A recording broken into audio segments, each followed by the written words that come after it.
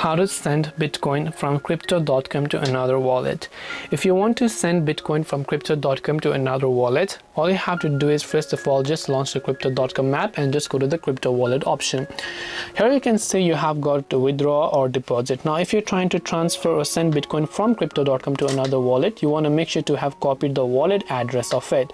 And once you've copied the wallet address, just tap on the withdraw option that you can find from the bottom and just select whether you're trying to transfer to crypto.com users or another wallet, which is external wallet. So once you select the external wallet button there, all you have to do on the next page is to simply paste the wallet address of Bitcoin to which wallet you're trying to send to, enter the amount that you'd like to send and confirm the transaction, and just like that you'll have successfully sent Bitcoin from crypto.com to another wallet.